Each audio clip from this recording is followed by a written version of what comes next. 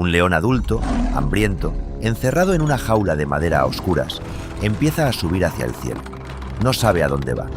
A su alrededor, en la penumbra, huele a sangre, a sudor y a miedo. La jaula sube por un hueco estrecho, empujada por cuerdas y contrapesos que tiran de ella metro a metro. Y de repente, sobre su cabeza se abre una trampilla, un chorro de luz cegadora, un rugido que no es suyo, sino el de 50.000 personas gritando a la vez. El león sale disparado a una arena de arena blanca, deslumbrado, aterrorizado, y lo primero que ve es a un hombre con una espada esperándolo. El público enloquece. Nadie de esas 50.000 personas sabe de dónde ha salido ese animal. Para ellos, ha aparecido de la nada, como por arte de magia. Pero tú y yo sí lo vamos a saber. Porque hoy vamos a bajar a ese sitio del que salió el león. Al mundo secreto que se escondía justo debajo de la arena del Coliseo. Un laberinto oscuro de túneles, jaulas y máquinas del que el público jamás supo nada. Y que era, en realidad, lo que hacía funcionar todo el espectáculo. Porque esa es la gran mentira del Coliseo. Todo el mundo cree que lo conoce. Esa ruina enorme y partida, con sus arcos de piedra dorada, es una de las imágenes más famosas del planeta. Pero lo que ves cuando miras el Coliseo es solo la cáscara. Es el escenario vacío después de la función. Lo que de verdad importaba, lo que lo convirtió en la máquina de entretenimiento más brutal de la historia, casi todo estaba escondido. Y hoy lo vamos a sacar a la luz capa por capa. Si te gustan los lugares que esconden más de lo que enseñan, este es tu canal. Suscríbete y baja conmigo. Pero para entender lo que hay debajo, primero hay que responder una pregunta que casi nadie se hace. ¿Por qué está ahí? ¿Por qué construyeron el edificio más caro y ambicioso de su época en ese punto exacto de Roma? Y la respuesta es el primer secreto enterrado de esta historia. Porque donde hoy se levanta el Coliseo, antes había un lago. Un lago artificial, privado, precioso, rodeado de jardines. Y ese lago pertenecía a un solo hombre, el emperador Nerón. Nerón, uno de los tiranos más odiados de Roma, se había construido un palacio descomunal en pleno centro de la ciudad. Un capricho de lujo insultante llamado la Casa Dorada. Había echado a la gente de sus casas para quedarse con el terreno, y en mitad de todo aquello había mandado excavar un lago para su disfrute personal. Cuando Nerón cayó y acabó suicidándose, el nuevo emperador, Vespasiano, entendió que tenía en las manos una jugada política perfecta. ¿Qué mejor forma de ganarse al pueblo que coger el lago privado del tirano y devolvérselo a la gente convertido en el mayor espectáculo del mundo? Iba a construir un lugar para las masas justo encima del capricho egoísta de Nerón. Así que hicieron lo impensable. Drenaron el lago por completo. Cavaron una zanja gigante alrededor, más profunda que el propio lago, para que el agua escapara hacia el río Tíber, a más de 1 kilómetro de allí. Secaron el fondo, y sobre ese fondo, donde antes se reflejaba el palacio de un tirano, empezaron a levantar el Coliseo.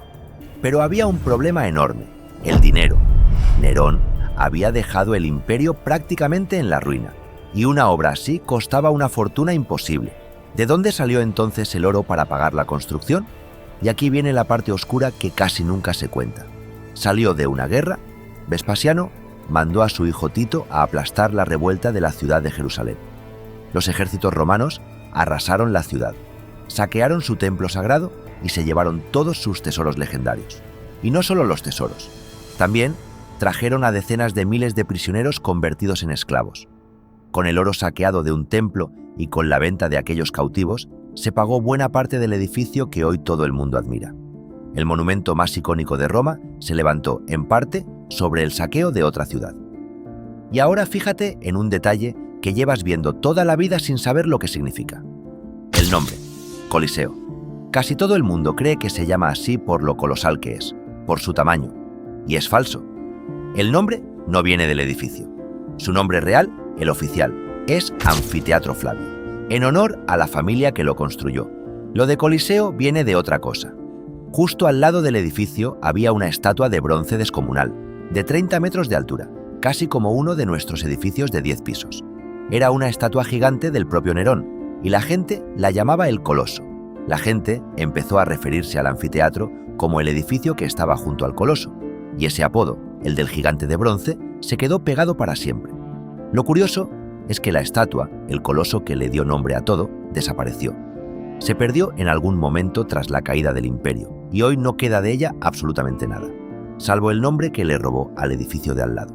Vamos ahora a subir por las gradas, porque el Coliseo era, antes que nada, un espejo perfecto de la sociedad romana. Podía albergar entre 50.000 y 80.000 personas. Una barbaridad. Para que te hagas una idea, todavía hoy hay países enteros que no tienen un solo estadio de ese tamaño. Y toda esa gente entraba de forma asombrosamente ordenada. Había 80 arcos de entrada numerados, y cada espectador tenía una especie de entrada, una ficha de barro con su número grabado, que le decía por qué puerta entrar y en qué grada sentarse. Gracias a ese sistema, el edificio entero podía llenarse, y sobre todo vaciarse, en cuestión de minutos. Más rápido que muchos estadios de fútbol de hoy. Pero dónde te sentabas no lo elegías tú, lo decidía tu clase social, con una rigidez brutal. Cuanto más importante eras, más abajo estabas, más cerca de la arena y de la sangre. En la primera fila, pegados a la acción, se sentaban el emperador, los senadores y las vírgenes vestales. Por encima, los caballeros y los comerciantes ricos. Y arriba del todo, en la última grada, hecha de simple madera, se amontonaban los más pobres, las mujeres y los esclavos, lo más lejos posible del espectáculo, en todos los sentidos. Tu sitio en el Coliseo te decía exactamente cuánto valías para Roma. Y había una cosa más que demuestra hasta qué punto pensaron en todo. En los días de más calor, cuando el sol de Roma caía a plomo sobre las gradas, desplegaban un toldo gigantesco por encima de todo el graderío. Un sistema de lonas sujetas por 240 mástiles de madera alrededor de la parte más alta del edificio. Y lo más increíble es quién lo manejaba. No lo movían obreros cualquiera. Lo operaba un destacamento de marineros de la flota imperial traídos expresamente a Roma, porque las únicas personas capaces de manejar semejante red de cuerdas, mástiles y lonas eran hombres acostumbrados a trepar por el aparejo de un barco en alta mar. Tenían un ejército de marineros para poner una simple sombra. Y ahora sí, después de ver todo lo que el público podía ver, vamos a bajar a lo que nadie veía. Vamos a meternos debajo de la arena, porque aquí está el verdadero corazón del Coliseo y su secreto mejor guardado. Lo que el público pisaba con la mirada, la arena, era en realidad un enorme suelo de madera cubierto de arena fina, y ese suelo era una tapa. Debajo de él se escondía un mundo entero, un laberinto de 2 pisos de túneles, pasillos y celdas excavado bajo tierra. Los romanos lo llamaban el hipogeo, que significa literalmente lo que está bajo la tierra, y durante los siglos que el Coliseo estuvo activo, ese laberinto fue el motor oculto de todo el espectáculo. Un lugar al que el público jamás bajaba y que ni siquiera podía imaginar mientras aplaudía sobre sus cabezas. Lo que pasaba ahí abajo era pura locura organizada. En aquellos túneles, a oscuras, se guardaban las fieras salvajes traídas desde los rincones más lejanos del imperio. Leones y leopardos de África, osos y animales tan exóticos que la mayoría de los romanos no había visto jamás. Se guardaban también los decorados, las armas y los propios gladiadores, esperando su turno en la penumbra. Y para subir todo aquello a la arena en el momento justo, los romanos construyeron una máquina alucinante.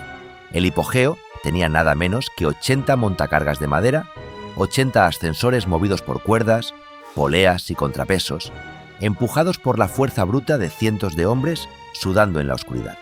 Y en el techo del laberinto, es decir, en el suelo de la arena, había 36 trampillas.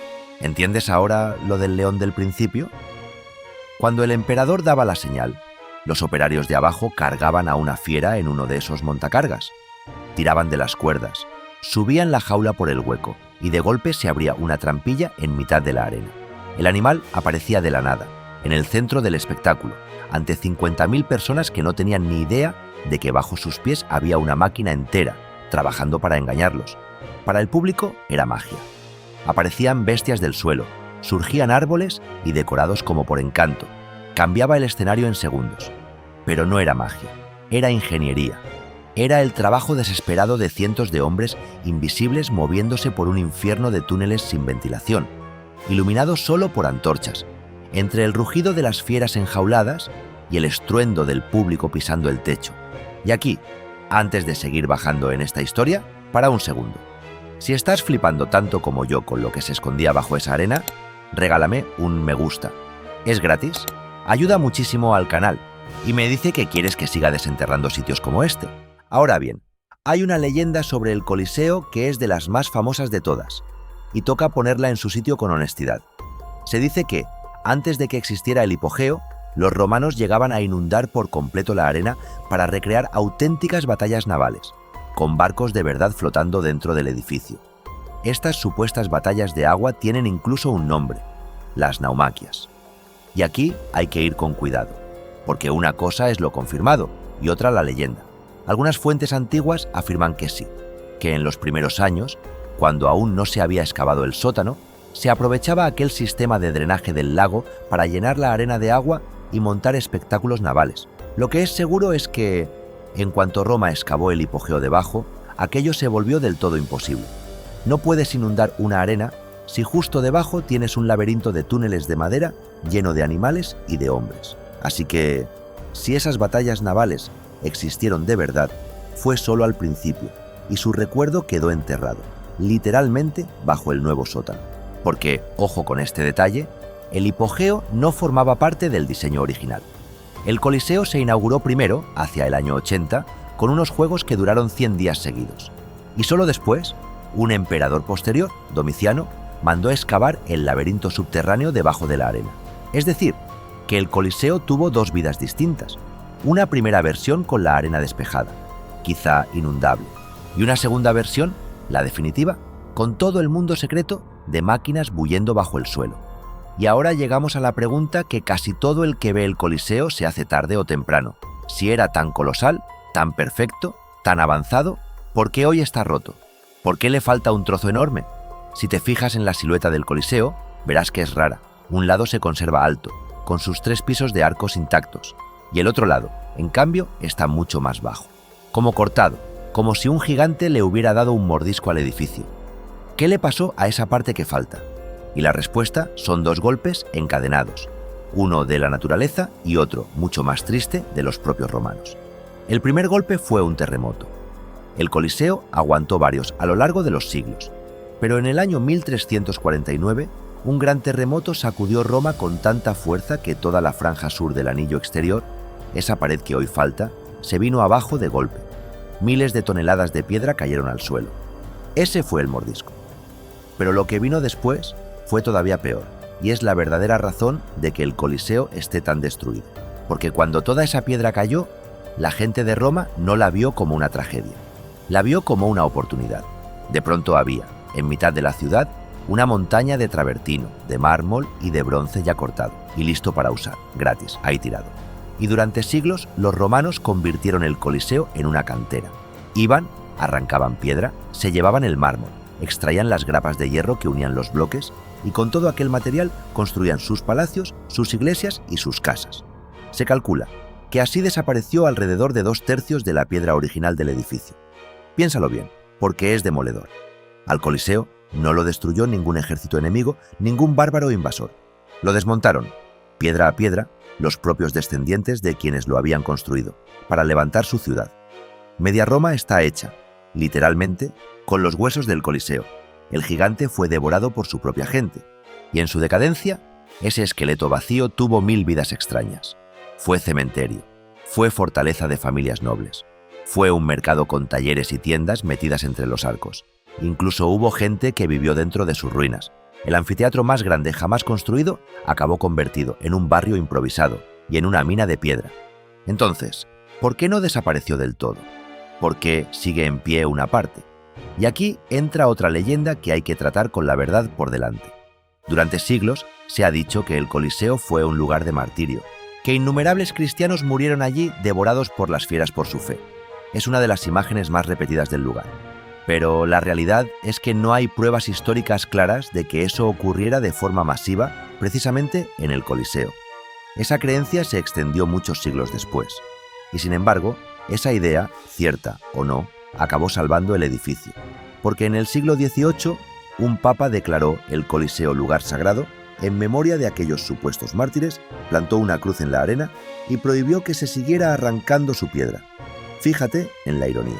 El Coliseo, un lugar construido para la muerte y el espectáculo sangriento, se salvó de la destrucción total gracias a una leyenda sobre mártires que quizá nunca murieron allí. Lo salvó una historia. Puede que ni siquiera fuera verdad, pero lo mantuvo en pie. Así que recapitulemos lo que hemos desenterrado juntos.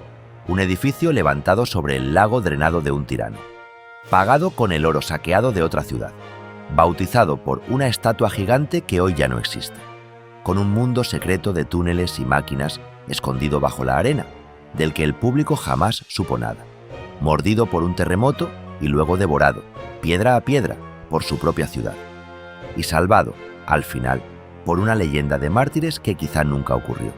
La próxima vez que veas una foto del Coliseo, esa ruina dorada y partida recortada contra el cielo de Roma, ya no vas a ver solo unos arcos viejos. Vas a ver la tapa de una máquina. Vas a ver el fondo de un lago desaparecido. Vas a ver el escenario vacío de un espectáculo que se alimentaba desde las sombras, desde un laberinto oculto lleno de fieras, de máquinas y de hombres invisibles. Vas a ver un gigante que sobrevivió a un terremoto, a los saqueadores y a 2000 años de historia, y que sigue ahí, en pie, guardando bajo sus pies el secreto de cómo funcionaba de verdad. Porque el Coliseo no es el único monumento del mundo que esconde. Justo debajo de lo que todos ven, otra historia mucho más oscura y más increíble. Hay pirámides, catedrales y ciudades enteras que guardan mundos secretos bajo tierra, cámaras y túneles que casi nadie conoce. Dime en los comentarios cuál quieres que abramos a continuación. Las cámaras selladas bajo las pirámides de Egipto, los túneles ocultos bajo el Vaticano, o la ciudad enterrada que hay debajo de la Roma que hoy pisan los turistas. Déjamelo ahí abajo, que lo leo todo. Suscríbete, dale a me gusta y comenta. Soy Por Dentro.